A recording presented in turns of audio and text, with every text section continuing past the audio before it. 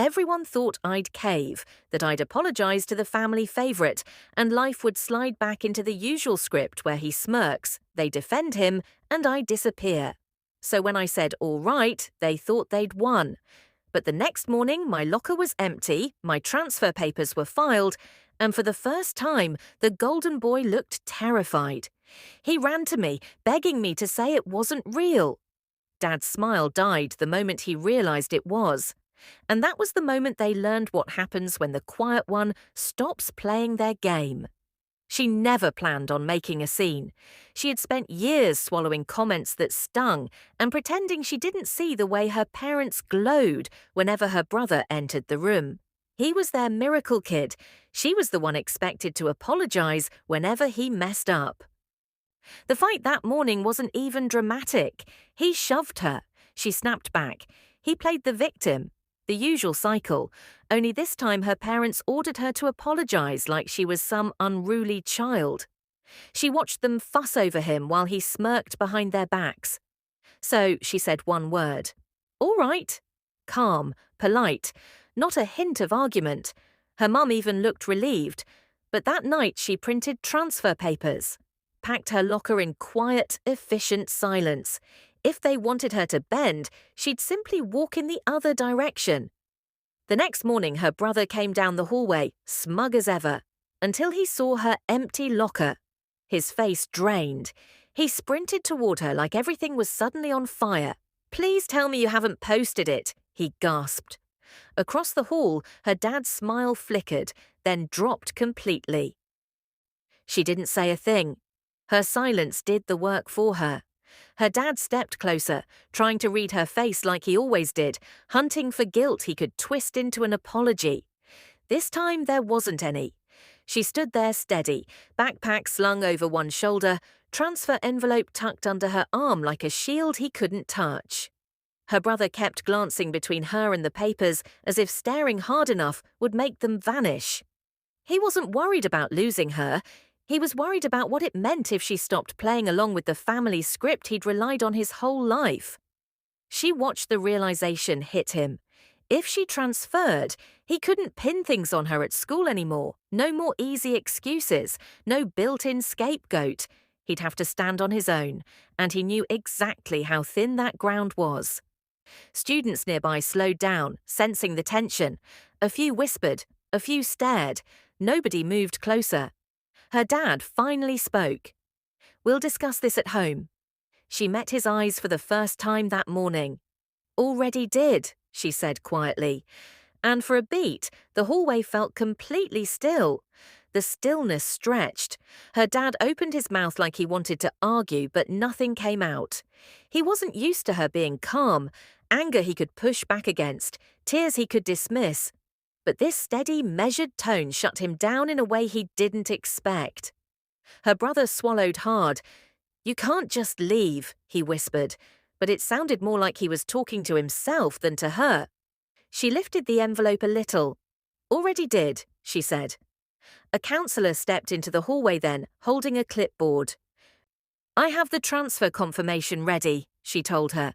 "You can come in whenever you're ready to finalize the move." Her dad's face tightened. "Confirmation? You filed this without talking to us?" The counselor hesitated, glancing between them. "She's old enough to request a transfer. The process is legitimate." Her brother turned pale. "Dad, do something." But her dad didn't snap. He didn't bark orders. He didn't drag her away by the arm like she half expected.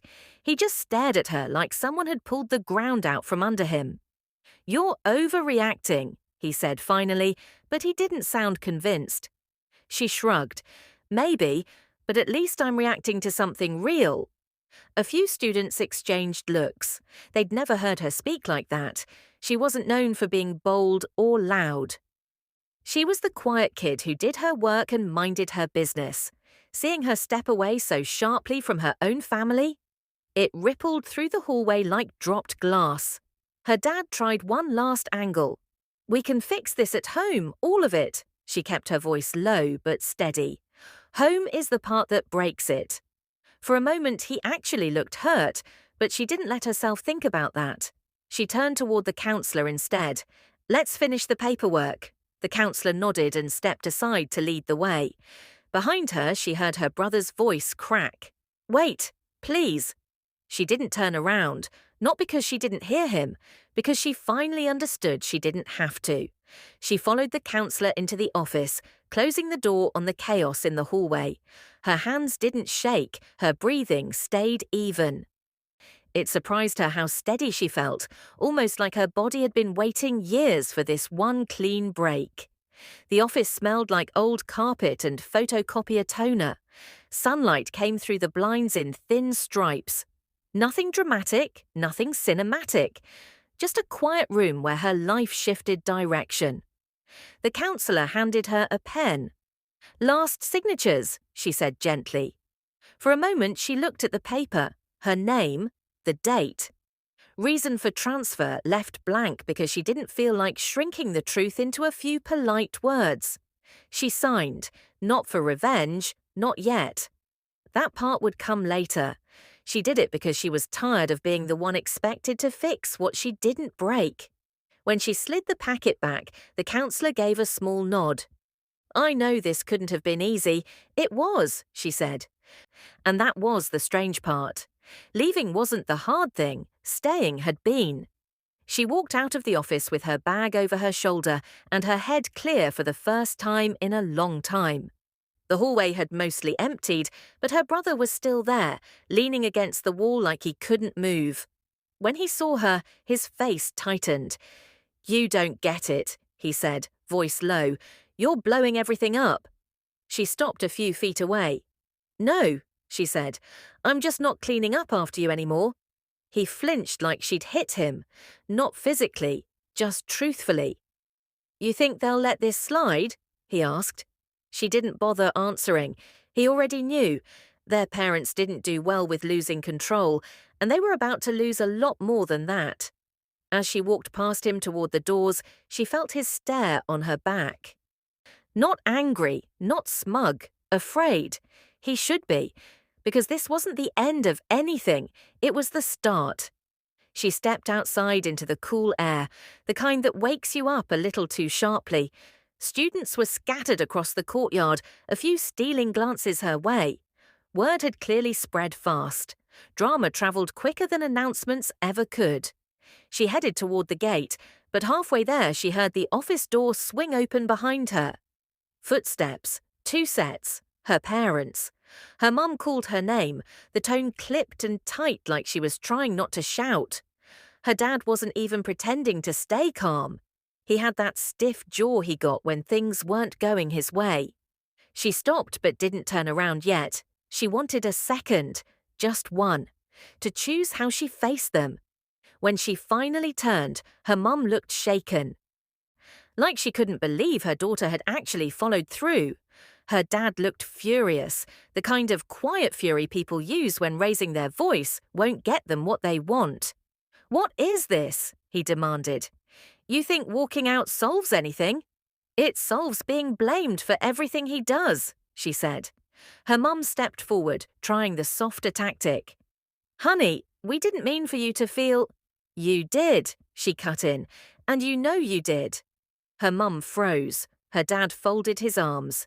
You're not leaving that school, not after all we've invested. You're going to march back in there and undo this. No, she said calmly. He blinked, like he didn't understand the word. No? He repeated, as if it were some foreign concept. You heard me, she said. Her brother rushed out next, stopping beside them, breathing hard like he'd sprinted the whole way. Just talk to them, he begged. Please.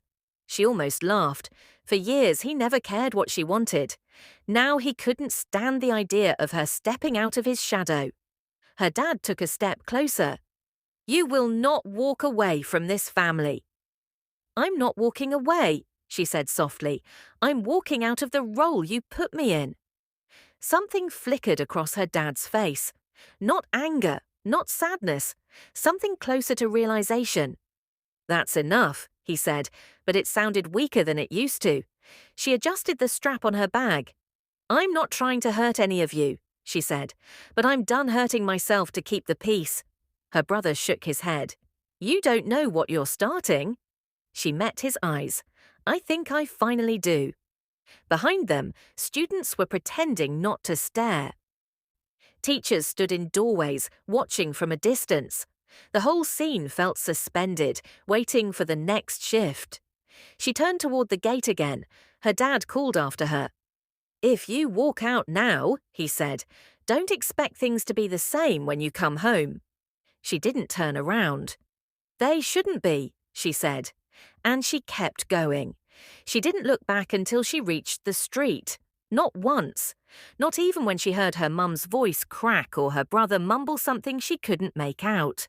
She kept her eyes ahead, shoes tapping along the sidewalk in a rhythm that felt unfamiliar. Confident, certain. She didn't go home. She wasn't ready to walk back into that house where every room echoed with someone else's expectations. Instead, she headed to the public library. It was quiet and bright, and no one there knew her as the girl who kept apologizing for things she didn't do. She claimed a corner table and dropped her bag into the chair across from her.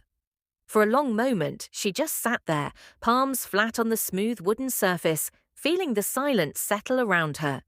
She hadn't realized how loud her life had been until it finally went quiet. After a few minutes, she pulled out her phone. There were text messages, dozens, most from her mum, a few from her dad, one from her brother with nothing but "call me." She didn't open any of them. She didn't need to. She knew exactly what they'd say. Come home. This is childish. We need to talk. Undo it. Fix him. Fix us. She let the phone buzz once more before flipping it face down. Across the library, a pair of students from her school walked in. She recognized them but didn't know their names. They noticed her, whispered, then kept glancing over. News had definitely traveled. In a strange way, it didn't bother her, not like it used to. For years, she moved through school like a shadow. When people whispered, she assumed the worst, shrank herself smaller, and hoped the moment passed. But now she had the sense that whatever they were whispering about wasn't mocking. It was curiosity, maybe even respect. She opened her notebook, trying to distract herself, but her mind kept drifting. Leaving wasn't supposed to feel this steady. She expected guilt or panic or that horrible sense of being wrong, even when she wasn't. Instead, she felt something close to relief. Around noon, she left the library and walked to a small cafe a few blocks away. She ordered something warm, sat by the window and watched people pass by. She didn't know what her future school would be like. She didn't know who she'd meet or how she'd fit in. But uncertainty felt better than staying stuck. Halfway through her drink, her phone lit up again. This time it was a call. Her brother. She let it ring out. He called again, then again. Finally she picked up, not because she wanted to talk, but because she knew he wouldn't stop. The moment she said hello, his voice came through, tight and shaky. You can't do this. She leaned back in her chair. I already did. You don't get it, he said, sounding almost frantic. They're losing it. Dad thinks you're trying to make the family look bad. Mum keeps crying and asking what she did wrong. You're blowing everything apart. She didn't raise her voice. I'm not responsible for how they react. Maybe not, he said, but they're blaming me. She went quiet. That's what this is really about, right? He said. You want to get back at me. She stared out at the street. People walking dogs, a kid on a scooter, nothing dramatic, nothing intense, just real life moving on. I didn't transfer for revenge, she said. I transferred because I was done being the fallback when you screwed up. But now they think I pushed you too far, he said. They think I'm the reason you left. They think everything that goes wrong is on me. She didn't apologize. She didn't soften her tone. That's not my problem. Silence hit the line like a dropped stone. You've never talked to me like this, he said quietly. Maybe you've never heard me, she replied. He breathed out. Look, can we meet, please? Just talk, 5 minutes. She thought about it. Not because she owed him anything, but because she wanted to look him in the eyes and see if he understood that things had changed. "Fine," she said. "5 minutes. Where?" She told him the cafe. When she hung up, her heart beat a little faster. Not fear, not nerves, momentum. A few minutes later he came in, spotted her and walked over fast. No smirk, no swagger. Just someone who felt the ground shifting under his feet. He sat down across from her. "I didn't think you'd actually leave," he said. "I know," she said. He looked down at his hands. "I didn't realize what it was like for you. Not really." "You never had to," she said. He nodded slowly, guilt settling in. "They're furious at me. They think I pushed you out. They think I've been treating you badly." She didn't say anything. He finally looked up. "Were they right?" She didn't hesitate. "Yes." He swallowed hard. "I didn't mean to make things that bad." "But you did," she said, "and they let you." He leaned back in the chair, defeated. "So what now? You just start over somewhere else and pretend we don't exist?" She shook her head. "No, I'm not pretending anything. I'm rebuilding. That's different." He didn't argue. He didn't defend himself. For once he didn't hide behind their parents or the golden boy image that had always protected him. He just nodded. Small, honest, a little broken. When he finally spoke again, his voice was low. "They're not going to let this go. I know," she said. "You think you can handle that?" She met his eyes. "I finally can." He sat there, studying her like she was someone he didn't quite recognize, someone he wasn't sure how to manipulate or dismiss anymore. And he was right to be unsure, because she wasn't playing the old role anymore, and she never would again. She left the cafe before her brother did. He stayed sitting there, staring into his empty cup like he was trying to find a version of events that made sense. She didn't wait for him to figure anything out. That wasn't her job anymore. Outside, the sky had clouded over. A soft grey light settled over the street, the kind that made everything look a little sharper. She pulled her jacket tighter and started walking with no real destination in mind.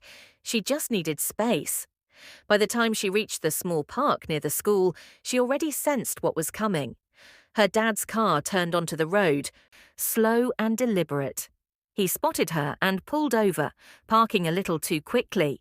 Her mum stepped out first, face tight with worry. Her dad followed, focused, determined and ready for round 2. "Get in the car," he said. Not angry this time, controlled. Controlled worried her more. She didn't move. "No." Her mum tried again, voice softer. "Sweetheart, please, we shouldn't talk like this out here." "We tried talking inside," she said. "None of you listened." Her dad took a breath. "You blindsided us. This isn't how a family handles conflict." She lifted her chin. "A family doesn't ask one kid to absorb the damage for the other." Her mum flinched. Her dad didn't. "You're overreacting," he said. "I'm reacting," she corrected. "It's new for you, not for me." He stepped closer. "You're making us look irresponsible. You didn't think through what this means for us." She stared at him, stunned. "That's what you're worried about." Her mum tried to put a hand on her arm. "We're just trying to protect you." She stepped back. "Protect me from what? Standing up for myself." Her dad's jaw tightened. He wasn't used to being the one losing ground. "You think transferring schools solves everything?" "No," she said, "but staying solved nothing." A beat passed. Her dad folded his arms, a sign he was out of persuasion tactics. "So that's it?" he asked. "You walk out and expect us to accept it?" She didn't look away. "I expect you to deal with it." Her mum looked between them, eyes glassy. "I don't want to lose you." "You're not losing me," she said. "You're losing the version of me that kept quiet." "That's all?" For a moment, the only sound was the wind pushing through the trees. A few kids on bikes rode past, laughing. The world kept moving while her family stood frozen in the same patterns they'd always lived in. Her dad finally said, If you're making adult choices, be prepared for adult consequences. She didn't blink. I already am. The shift in his expression told her he finally understood something important. She wasn't bluffing. She wasn't scared. She wasn't bending back into place like he expected. She stepped back from them. I'm getting a part-time job. I'll cover my own supplies. School transfer is final. I'm not negotiating this.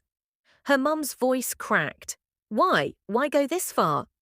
Because you only listen when something breaks, she said. So I broke the pattern. Her dad took a half step toward her. You do this, and things at home will change. Good, she said. And she meant it. She walked away before they could respond. Not fast, not dramatic, just steady. Every step felt like a door closing behind her, but every step also felt like a door opening somewhere ahead. She didn't know exactly what her next move would be, but for the first time, she was the one making it. She didn't rush home that evening. She walked the long way, letting her thoughts settle into something sharp and clear. She wasn't planning explosions or dramatic scenes. Her revenge wasn't going to look like what people expected. It wasn't about getting even. It was about taking back everything they'd taken for granted. When she finally stepped inside the house, it was quiet. Too quiet. Her parents were sitting in the living room, tense and upright. Her brother hovering beside them like he wasn't sure where to stand. Her dad spoke first. We need to talk. She set her bag down. I'll listen, but I'm not undoing anything. Her mum's eyes were tired. You didn't have to go behind our backs. I tried going through the front, she said. You shut every door. Her dad leaned forward. You think transferring schools is some kind of punishment for us? No, she said. It's a consequence. Her brother's gaze dropped. He already knew it was true. For years he had been shielded. Now he wasn't. Their parents couldn't pretend anymore that everything was fine if she wasn't standing between them and the truth. Her dad rubbed his forehead. You're putting us under a lot of pressure. She met his stare without blinking. Good. Maybe now you'll understand the pressure you put on me. The room felt tight. Not dangerous, not explosive, just honest in a way their house had never allowed. Her mum finally spoke. So what do you want from us? The question surprised her. They had never asked her that before, not seriously. She kept her voice steady. I want accountability for him, for you, and space for me. Her brother nodded once, slow. I can do that, he said. Her dad hesitated longer, but he eventually leaned back with a long exhale. Fine, we'll try. Trying is enough, she said, for now. It wasn't forgiveness. It wasn't surrender. It was a shift. Later, in her room, she sat on the edge of her bed and let the day catch up to her. She'd walked away from the version of her life everyone expected her to keep living. She'd taken something back that couldn't be forced out of her hands again. The real revenge wasn't the transfer. It wasn't their shock. It wasn't their guilt. It was the fact that she finally saw her own worth clearly, and now everyone else had to see it too. She stretched out on her bed, feeling the quiet settle around her. Not the old kind, not the heavy, suffocating quiet she used to mistake for peace. This quiet felt earned. And tomorrow she wouldn't be the girl who apologized. She'd be the girl who finally stopped, the one who walked away, the one who changed everything. And that's how she stopped being the quiet one and became the one who finally chose herself. No shouting, no chaos. Just a girl who learned her own power and walked straight into a life she built, not one she was trapped in. If you want more stories like this, go ahead and subscribe. There's plenty more coming.